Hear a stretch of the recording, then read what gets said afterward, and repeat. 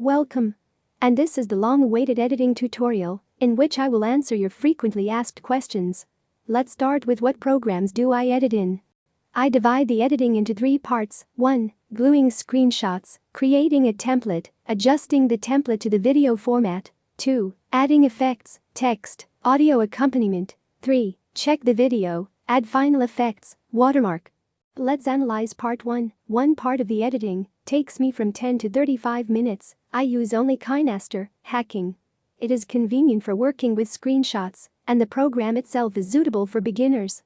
There are quite a few functions, but I use only a few. Let's move on to part 2.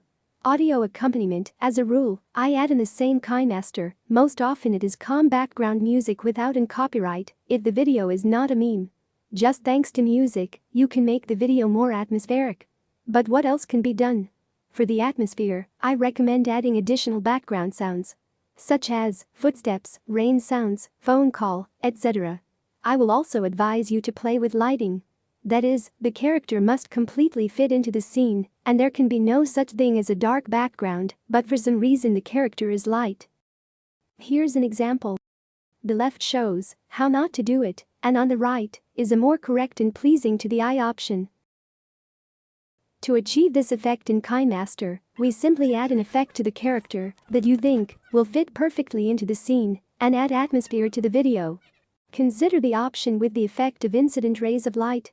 On the left is the option without focusing on the rays, on the right the option where these rays are added.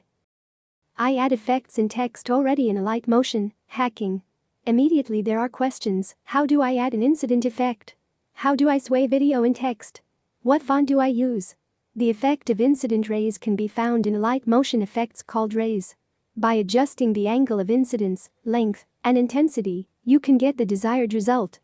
To add a wiggle to the video, you need to 1. Stretch the video a bit in length and width, so that when swaying there are no black gaps at the edges of your video, and everything looks beautiful. 2. Going into the effects, select the oscillation effect, vertically. 3. Adjust the oscillation frequency of your video. I use a frequency of 15 to 50.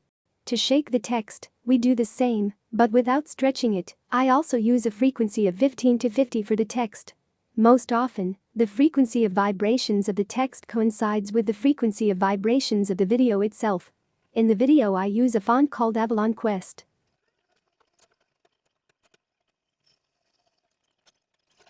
And we finally come to the final part of the montage. Part is just checking the video for literacy, getting into the sound and correcting errors.